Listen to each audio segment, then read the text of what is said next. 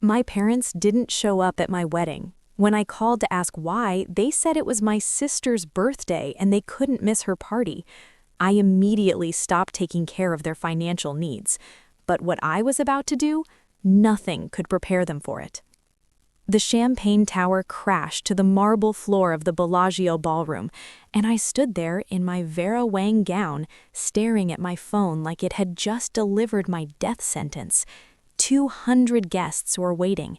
The string quartet had cycled through their repertoire twice, and my maid of honor, Jessica, kept whispering that we should start without them. But I kept thinking they'd walk through those gold-trimmed doors any second, that there had to be some terrible accident, some unavoidable emergency. When my father finally answered on the sixth call, his voice had that casual tone he used when discussing stock portfolios. "Anastasia, sweetheart, you know how important birthdays are to your sister. Melanie turned 26 today, and she specifically requested we stay in San Diego for her celebration. You understand, don't you?" I didn't understand. I didn't understand how the daughter who'd built their investment portfolio from $3 million to $30 million over the past 5 years could matter less than the daughter who'd never worked a day in her life. I didn't understand how my wedding, planned for 18 months, somehow conflicted with a birthday that happened every single year on the exact same date. I didn't understand why my mother couldn't even bother to get on the line, why I could hear Melanie's laughter and party music in the background, why my father sounded irritated that I'd called at all. "The presents will arrive next week," he said, like that fixed everything. "Your mother picked out something lovely from Cartier." Then he hung up, and I stood there in a ballroom that cost $40,000 to rent, surrounded by their business associates and country club friends, and realized that to Richard and Catherine Vandermeer, I had always been the backup plan, the boring daughter, the one who was useful but not beloved. My husband, Daniel Chen, found me in the bathroom 20 minutes later, my makeup destroyed, my hands shaking so badly I couldn't hold my lipstick. He was a cardiothoracic surgeon with hands that saved lives daily, but in that moment, all he could do was hold me while I fell apart. "We'll have a beautiful marriage without them," he said. And he was right, we did. But something broke in me that night. Something that had been cracking for years finally shattered completely. See, I'd been managing my parents' finances since I was 23, fresh out of Wharton with my MBA and ready to prove I was just as valuable as my baby sister with her drama degree and her Instagram following. I'd turned their comfortable wealth into serious money, made investment decisions that tripled their net worth, spent countless hours managing their properties, their trusts, their entire financial empire. And for what? So they could prioritize a birthday party over the most important day of my life? The Monday after my honeymoon, I walked into my office on the 42nd floor of the Vandermeer building, the high-rise my great-grandfather had built in downtown Las Vegas, and I made my first move. I called their accountant, their property manager, and their financial advisor, all people I'd hired, and informed them that I was stepping down from managing the Vandermeer family assets effective immediately. Then I called my parents. My mother answered this time, her voice honey-sweet and oblivious. "Darling, we felt terrible about missing your wedding, truly we did. But Melanie was so upset about turning 26 without us there. You know how sensitive she is." "I'm done," I said, my voice surprisingly steady. "Done with what, sweetheart?" "Managing your money, handling your investments, dealing with your properties, all of it. I'm resigning from every board, every trust, every account. You're on your own." The silence lasted exactly 4 seconds before my father grabbed the phone. "Anastasia, don't be dramatic. You're upset, we understand, but this is childish." Childish would be throwing a tantrum. This is a business decision. "I'm reallocating my time to clients who value my expertise." "We're your parents, not clients." "Then maybe you should have acted like parents instead of clients." I hung up, and for the first time in years, I felt like I could breathe. But that was just the opening act, the polite withdrawal, the civilized boundary. What I discovered 3 weeks later would transform my hurt feelings into something far more dangerous. Jessica came to my house on a Thursday afternoon, her designer yoga outfit pristine as always, her face troubled in a way that made my stomach drop.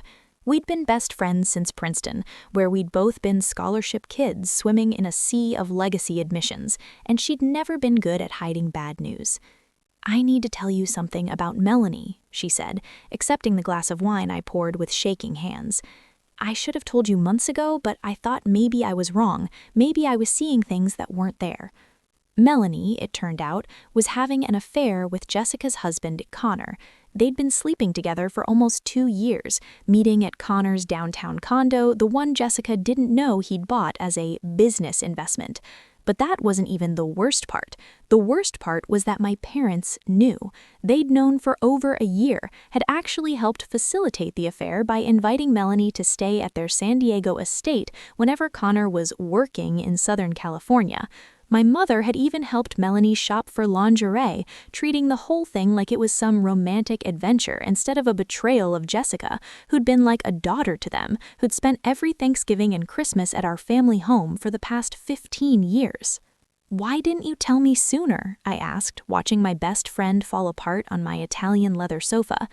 "Because I kept thinking they'd stop, that Melanie would remember we're supposed to be friends, that your parents would say something to her. But they protect her, Anastasia. They always protect her, no matter who gets hurt."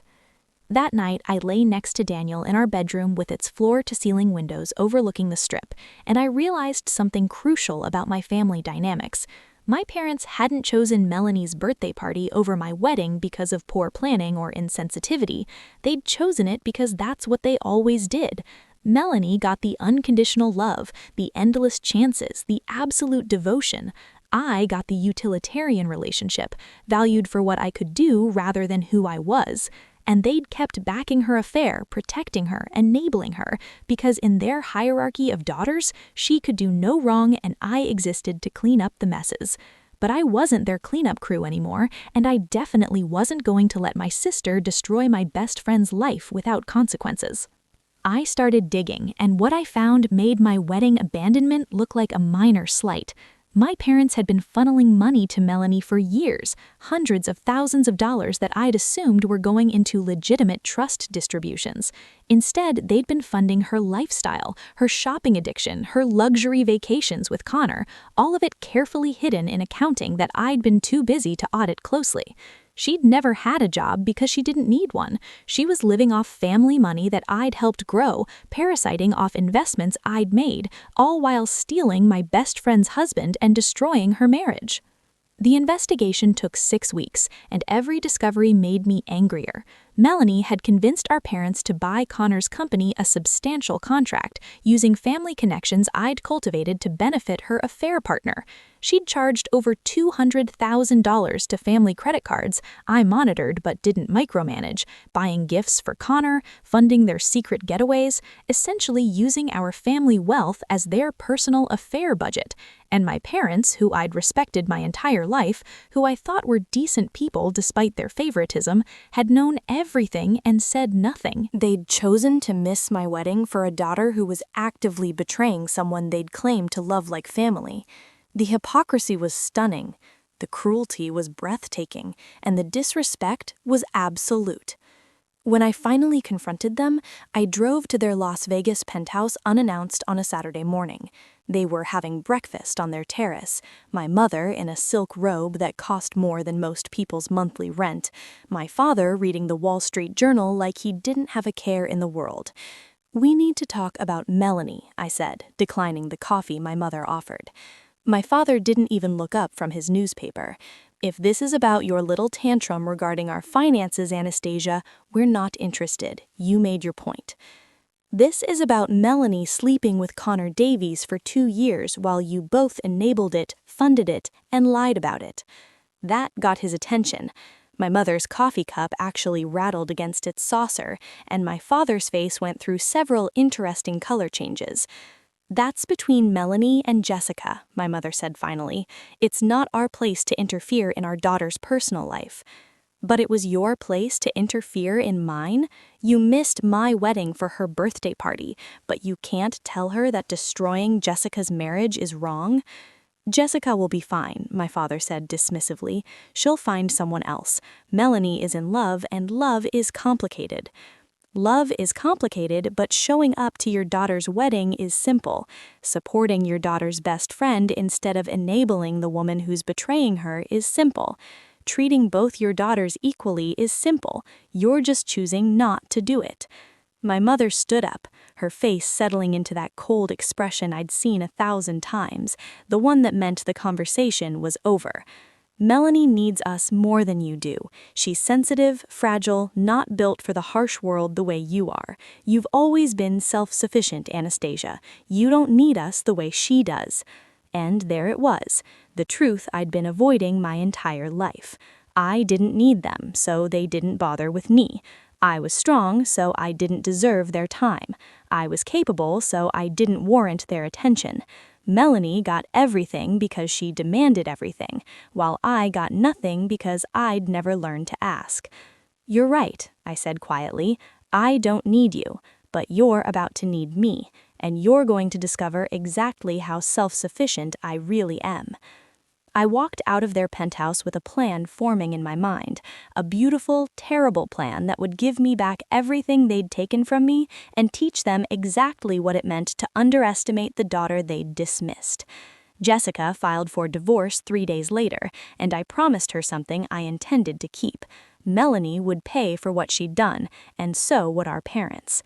But first, I had some research to complete, some legal documents to review, and some very interesting discoveries to make about my family's financial situation. See, when I'd resigned from managing their assets, I'd also stopped monitoring their spending, and in the 6 weeks since then, my parents had made some fascinating decisions.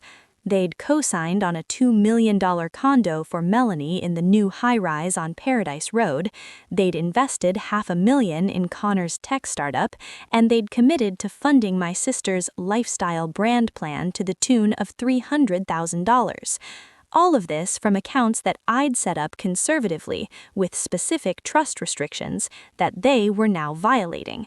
More interesting, they'd started liquidating some of their more stable investments to cover Melanie's spending, making emotional decisions instead of strategic ones, exactly the kind of choices I'd spent years preventing them from making. But the most fascinating discovery came when I was reviewing old family trusts, the ones my grandfather had established before he died.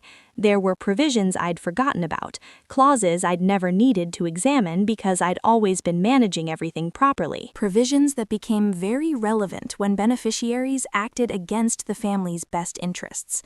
Provisions that, if properly interpreted and legally enforced, could change everything. I called my attorney, a woman named Patricia Zhao, who'd graduated top of her class at Harvard Law and specialized in complex family trust litigation. "I need you to look at something," I told her, sending over the documents, "and I need you to tell me if what I'm thinking is legally possible." She called me back in 4 hours, and her voice had that excited edge that lawyers get when they find a really interesting legal problem. "It's possible," she said. "It's going to be complicated, potentially ugly, and your family is going to hate you, but yes, it's entirely possible." "Then let's do it," I said, and felt something shift inside me, something that felt almost like happiness. My parents had chosen Melanie over me my entire life, had missed my wedding for her party, had enabled her affair and funded her lifestyle while treating me like their personal financial advisor. Now they were going to learn what happened when you bet everything on the wrong daughter. I spent the next 3 weeks preparing, gathering documentation, building my case, making sure every legal avenue was covered. Daniel watched me work with concern in his dark eyes, worried I was letting anger consume me, but he didn't try to stop me. He understood what they'd done, how deep the betrayal went, how much I needed this. Jessica helped too, providing testimony about Melanie's affair, documenting every lie our parents had told to cover for her, every time they'd looked Jessica in the eye and pretended everything was fine while knowing exactly what was happening. And then, 6 weeks after my confrontation with my parents, I called a family meeting. They showed up at my lawyer's office looking annoyed and confused. My mother in her Chanel suit, my father in custom tailoring that I'd helped him afford, Melanie trailing behind them in an outfit that probably cost $5,000. Connor wasn't there, of course. He'd dumped Melanie the day Jessica filed for divorce, apparently deciding that his affair partner wasn't worth the expense of a contentious legal battle and a ruined reputation. My sister had been devastated, calling me 17 times in 2 days, expecting sympathy I had no intention of providing. "What's this about, Anastasia?" my father demanded. "We're busy people." "I know you are," I said calmly. "That's why I'll make this quick. I'm invoking Clause 17 of Grandfather's Trust." My mother went pale. My father's jaw actually dropped. Even Melanie, who'd probably never read the trust documents, seemed to sense something had gone very wrong. "You can't do that," my father said, but his voice lacked conviction. "Patricia?" I nodded to my attorney. She slid a document across the conference table, her expression professionally neutral. Clause 17 states that if the primary beneficiaries act in ways that damage family cohesion, demonstrate moral corruption, or squander family assets in support of destructive behavior, any secondary beneficiary can petition to freeze the trust pending a full accounting and judicial review.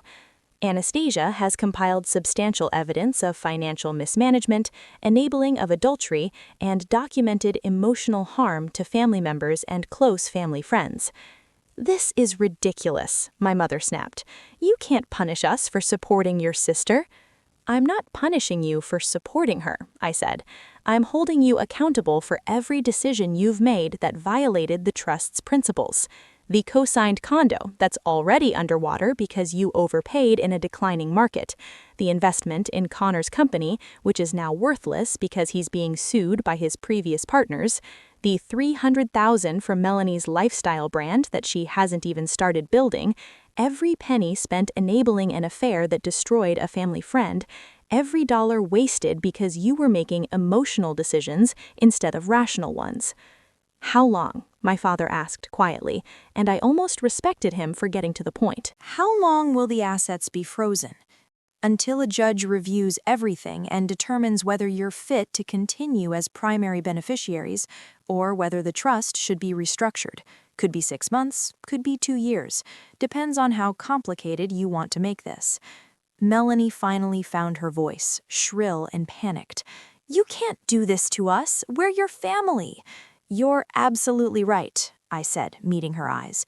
"We're family, which is why you should have remembered that before you missed my wedding, before you enabled an affair that destroyed my best friend's life, before you treated me like an ATM machine instead of a daughter and a sister.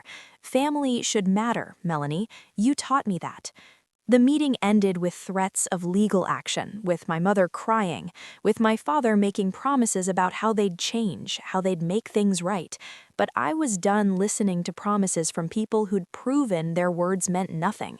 I walked out of that conference room with my head high and my conscience clear, and for the first time in my life, I felt like I'd finally gotten my parents' attention.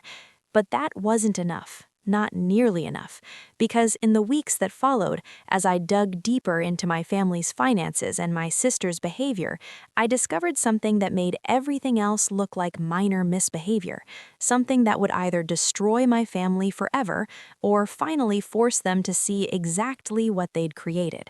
And what I found made me realize that the real revenge wasn't freezing their money or teaching them a legal lesson. The real revenge was going to be so much worse than that, so personal and so devastating that they'd spend the rest of their lives wishing they'd just shown up to my wedding. Because I'd found the secret, the one thing they'd all been hiding, the truth that explained everything and changed everything, and when I revealed it, nothing would ever be the same again. The detective I hired found it in 72 hours, buried in property records and LLC filings that nobody thought anyone would ever connect. My parents didn't just enable Melanie's affair with Connor, they'd financially partnered with him, creating a real estate investment company specifically designed to hide assets and avoid taxes. More than that, they'd used my investment strategies, my market research, and my financial projections to do it, essentially stealing my work to fund a venture they'd deliberately hidden from me. The company was called Meridian Holdings, and it owned 4 properties in Las Vegas, 2 in San Diego, and a vacation rental in Lake Tahoe. Total value, approximately $8 million, all of it leveraged against loans that I'd helped them secure for completely different purposes. They'd committed loan fraud, using money meant for legitimate family investments to fund Melanie's affair and their secret business with her lover. And the paperwork showed they'd been planning it for 3 years, starting long before my wedding, which meant missing my ceremony wasn't a spontaneous choice or a scheduling conflict.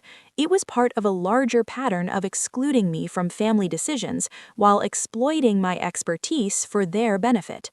I sat in my home office staring at the documents spread across my desk, and I felt something beyond anger, beyond hurt, something cold and clear and absolutely certain. My parents hadn't just been neglectful or thoughtlessly cruel, they'd been actively using me, keeping me close enough to manage their legitimate finances while hiding their questionable dealings, treating me like hired help while giving Melanie full family privileges.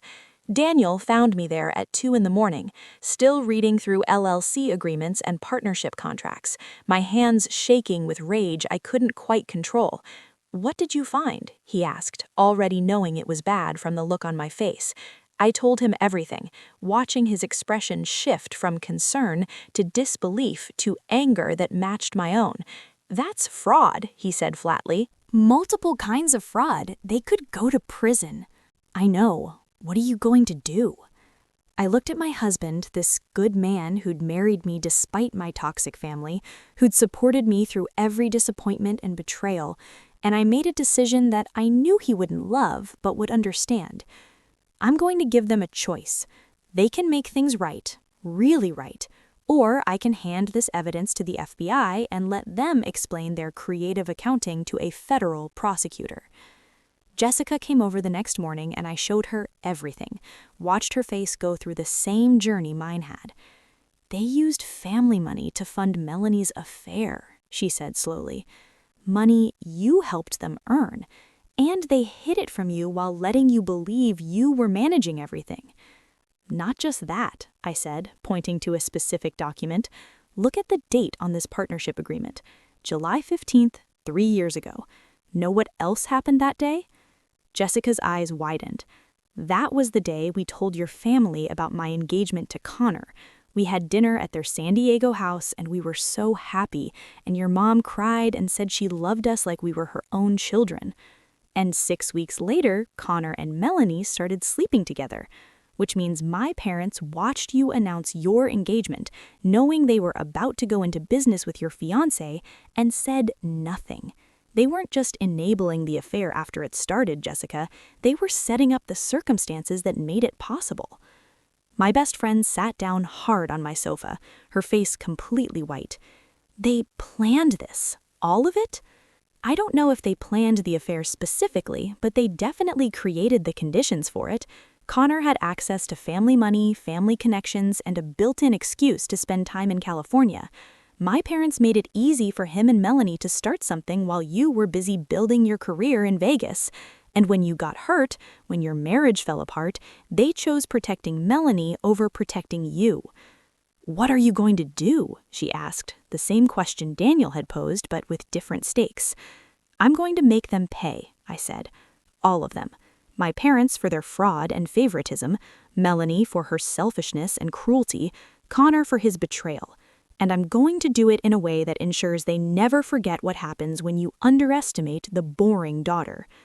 The plan took shape over the next 3 weeks, and it was beautiful in its simplicity. First, I filed a formal complaint with the Nevada Real Estate Commission about Meridian Holdings, providing documentation of the loan fraud and questionable business practices. Then, I contacted the banks that had issued the loans, informing them that the money had been used for purposes other than specified in the loan agreements. Finally, I sent a letter to my parents and Melanie laying out everything I knew and offering them 2 options: voluntarily restructure the family trusts to give me equal control and acknowledge their wrongdoing publicly, or face federal investigation for fraud, potential criminal charges, and the complete destruction of their reputations in the Las Vegas business community, where image was everything. My father called me within 4 hours, his voice tight with barely controlled fury. "You're blackmailing your own family. I'm offering you a chance to make things right before the law gets involved. That's not blackmail, that's mercy. We did nothing wrong, we made some investments, that's all. You committed loan fraud, Dad. You lied to banks about how you'd use their money. You created shell companies to hide assets and avoid taxes. You're not wrong, you're criminal. And if you don't believe me, I'd be happy to let a federal prosecutor explain it to you." "What do you want?" he asked, and I could hear the defeat in his voice. "I want you to admit what you did. I want you to apologize to Jessica publicly for enabling Melanie's affair. I want equal control of all family trusts and assets with transparent accounting that I get to audit. I want you to attend family therapy, all of us, to address why any of this was acceptable." And if we refuse? Then I go to the FBI tomorrow morning, and you can explain to your country club friends why you're under federal investigation. Your choice, but you have 24 hours to decide. He hung up without responding, but I knew I had them. My parents had spent their entire lives building their reputation, their standing in Las Vegas society, their image as successful, sophisticated people who'd raised successful, sophisticated daughters. A federal fraud investigation would destroy all of that, and they knew it. Melanie called 6 hours later, crying so hard I could barely understand her. "How could you do this to me? I'm your sister." "You slept with Jessica's husband for 2 years while Mom and Dad helped hide it. You spent family money funding your affair. You've never worked a day in your life but somehow felt entitled to destroy someone else's marriage. How could you do that to her?" "Connor loved me. It wasn't just an affair. We had something real." "If it was real, he wouldn't have dumped you the second his wife filed for divorce. And even if it was real, that doesn't make it right. Jessica loved you, trusted you, treated you like family. You betrayed her in the worst possible way." "You're jealous," she spat, her tears turning to venom. "You've always been jealous because Mom and Dad love me more." "You're right," I said calmly. "They do love you more. They've always loved you more. They missed my wedding for your birthday party. They funded your affair while I was managing their finances. They've given you everything while expecting me to earn every scrap of attention. But here's what you don't understand, Melanie. Love without accountability isn't love. It's enabling. And they've enabled you into becoming someone who destroys other people's lives without remorse. So no, I'm not jealous anymore. I'm just done watching you hurt people without consequences." She hung up, and I felt a strange sense of peace. For years, I'd wanted my parents' love, their approval, their attention. I'd worked myself to exhaustion trying to prove I was just as valuable as my sister, just as deserving of their time and affection. But the truth was, I didn't want their love anymore. I wanted their respect, and I was going to take it whether they wanted to give it or not. The deadline passed, and my father called to accept my terms. They'd restructure the trusts, attend therapy, make a public apology to Jessica. They'd acknowledge their wrongdoing and give me equal control. But his voice was bitter, resentful, and I knew this wasn't genuine remorse. This was damage control, self-preservation, the same calculation that had governed every decision they'd ever made. "We'll do what you want," he said, "but don't expect us to pretend this is anything other than extortion." "Call it whatever you want," I said. "Just know that I'll be watching. One misstep, one violation of our agreement, and everything goes to the FBI. You don't get to play games anymore." But I wasn't done, not nearly done, because while my parents could be forced into compliance through legal threats, Melanie needed a different kind of lesson. She needed to understand what it felt like to be on the receiving end of betrayal, to have someone you trusted use your vulnerabilities against you, to discover that the people you relied on had been lying to your face. So I called Connor, who was dealing with his own divorce proceedings and looking for any way to minimize the damage to his reputation and finances. I have some information you might find useful, I told him, about Melanie and my parents' involvement in your business. We met at a coffee shop downtown, neutral territory, and I showed him carefully selected portions of what I'd discovered. Not the fraud, not the loan violations, just the parts that showed how Melanie had been manipulating him, using family money to make herself seem more valuable than she was, exaggerating her connections and influence. She told me her trust fund was worth $20 million, he said, slowly reading through the documents. This shows it's barely $2 million, and most of that is tied up. She lied to you about a lot of things, I confirmed, including her role in your business deal with my parents. She made it seem like she'd convinced them to invest, like it was her influence that got you the contract. But the paperwork shows my father approached you independently, and Melanie only got involved after the deal was already structured. Connor's face went through several interesting changes, and I could see him recalculating every conversation he'd had with my sister, every promise she'd made, every benefit she'd claimed to provide. "She played me," he said finally. "I thought she was this connected, wealthy woman who could help my company grow. Instead, she was just a trust fund kid spending someone else's money." "Exactly, and now she's broke, since the trust is frozen, and she has no influence because I control the family finances. So whatever she promised you, whatever future she painted, it was all fantasy." I left him there with the documents, knowing exactly what he'd do with them. Connor was a user, someone who'd attached himself to my sister because he thought she could help his career, and now that he knew the truth, he'd make sure everyone else knew too. He'd tell people at their mutual social clubs, spread the word through their friend group, make sure Melanie's lies were exposed to everyone who mattered. She'd built her identity on being wealthy, connected, important. Now everyone would know she was none of those things. But the final piece, the last bit of revenge, came from an unexpected source. My grandfather had included one more clause in his trust documents, one I'd missed during my initial review because it seemed archaic and outdated. But Patricia found it during her deep dive through the legal paperwork, and when she showed it to me, I actually laughed out loud. The clause stated that if the primary beneficiaries were found to have acted against the family's best interests, any secondary beneficiary could petition not just to freeze the trust, but to restructure it entirely, removing the primary beneficiaries and installing new leadership. And the definition of family's best interests was broad enough to include maintaining family cohesion, supporting family members in good faith, and preserving family relationships with close friends who'd been adopted into the family circle. Jessica qualified as an adopted family friend. My parents had violated their obligation to support her, and I had the documentation to prove it. I filed the petition on a Friday morning, and by Friday afternoon, my parents were calling their own attorneys in a panic. The trust wasn't just frozen now, it was under review for complete restructuring.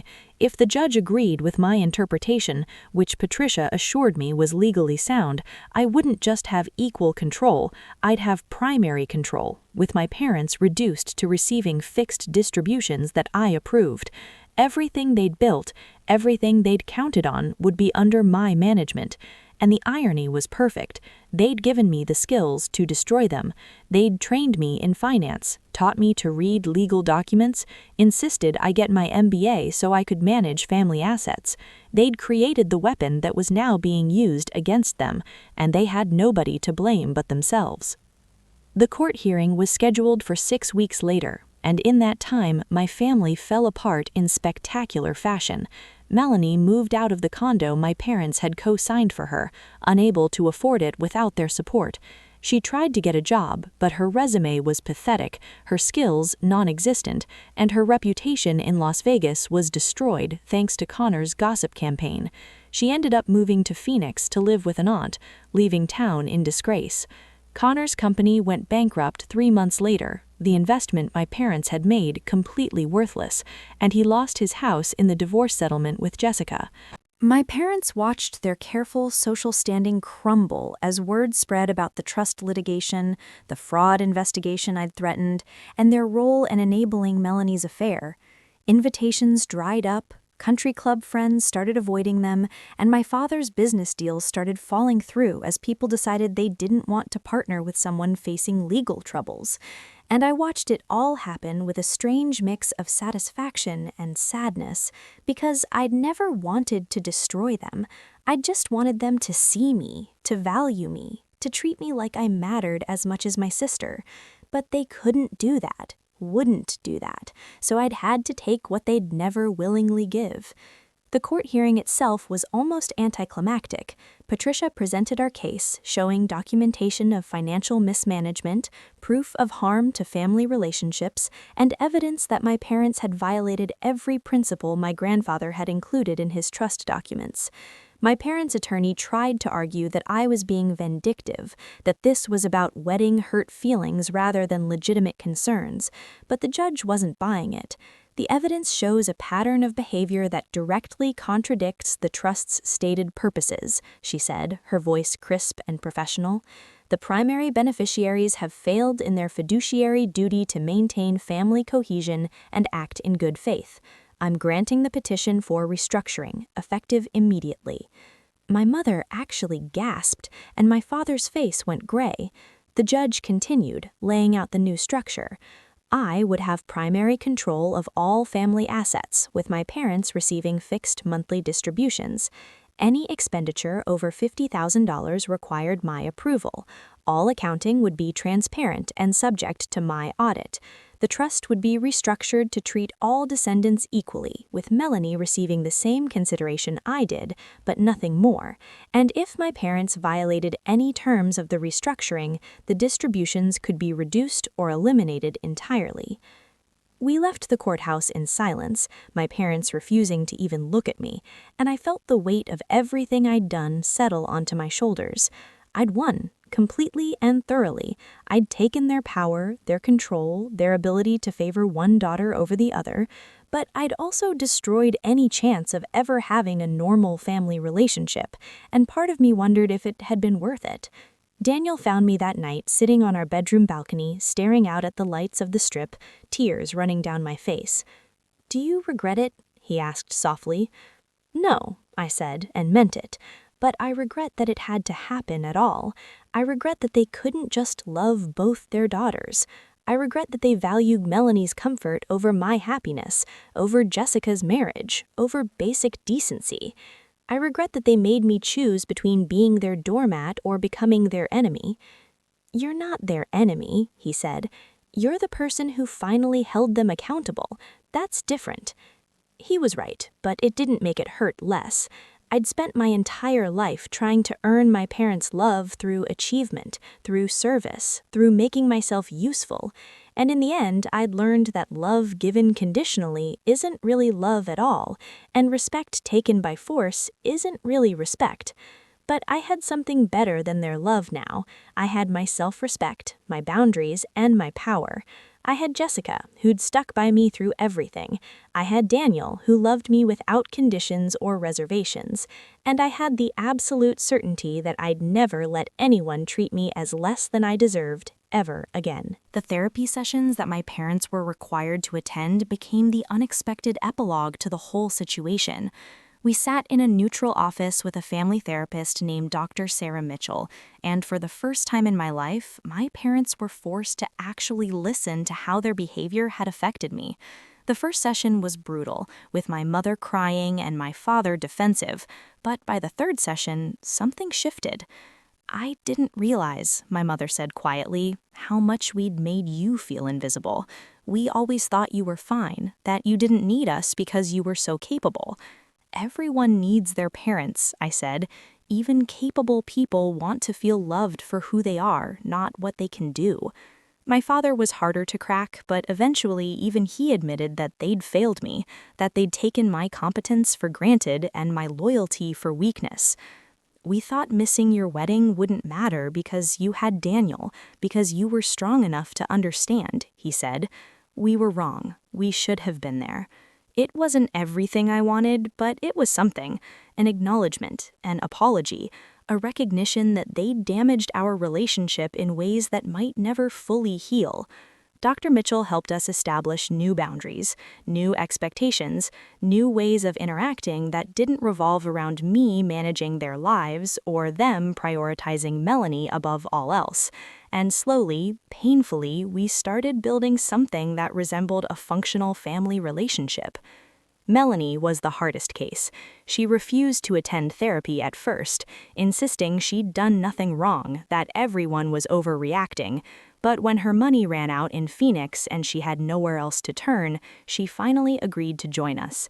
The session where she faced Jessica was one of the most difficult experiences of my life. "I'm sorry," Melanie said, the words coming out stiff and uncomfortable. "I was selfish, and I hurt you, and I'm sorry." "You destroyed my marriage," Jessica said flatly. "You slept with my husband for 2 years, and you did it with your parents' blessing. Sorry doesn't fix that." "I know it doesn't, but I'm saying it anyway because you deserved better from me. You deserved better from all of us." It was a start, nothing more. Jessica wasn't ready to forgive, might never be ready, and that was her right.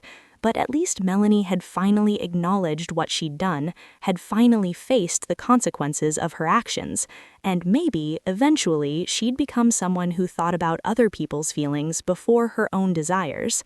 The restructured trust gave me control, but I used it differently than my parents had.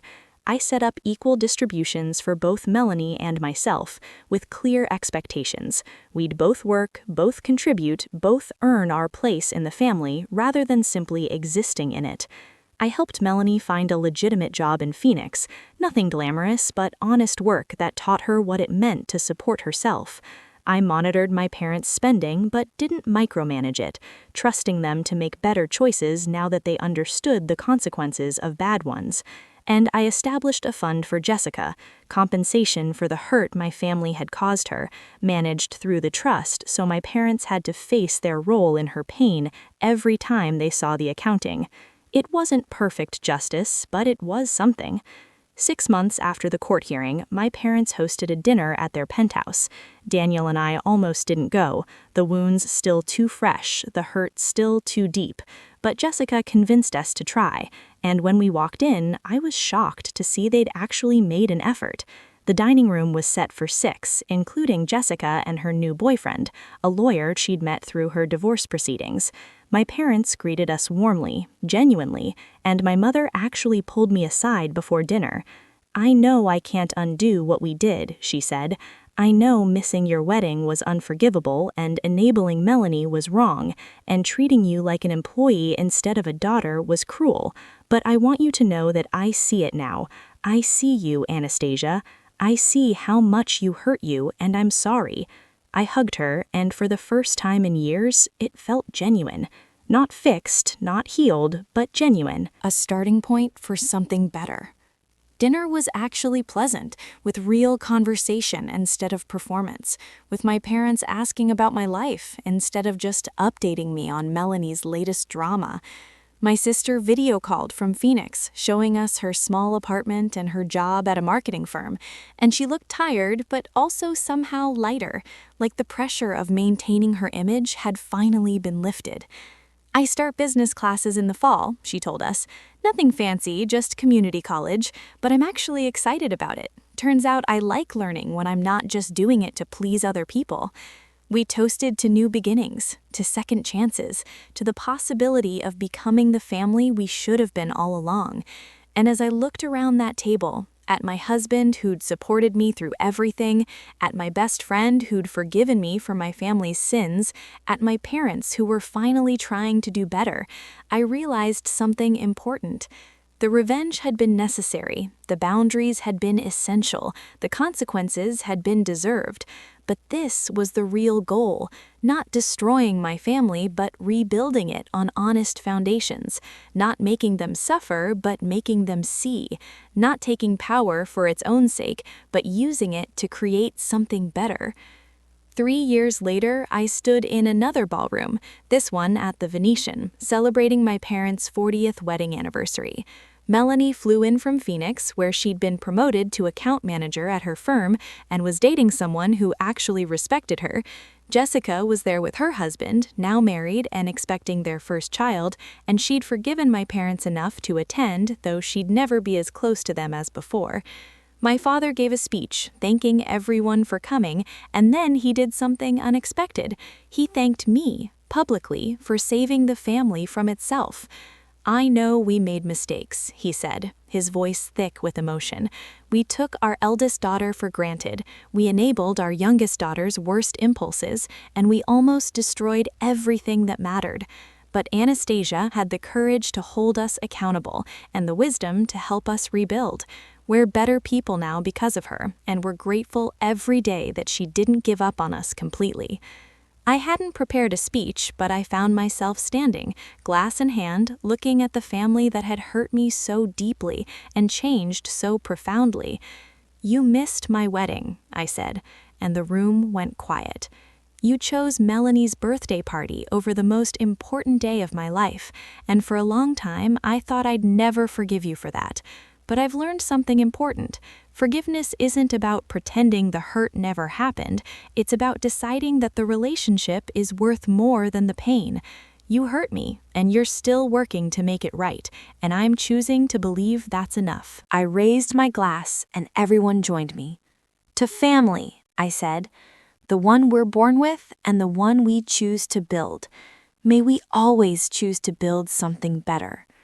As everyone drank and applauded, Daniel squeezed my hand, and I felt the last piece of the weight I'd been carrying finally lift. I'd been hurt, I'd fought back, I'd won, and then I'd done something harder than winning.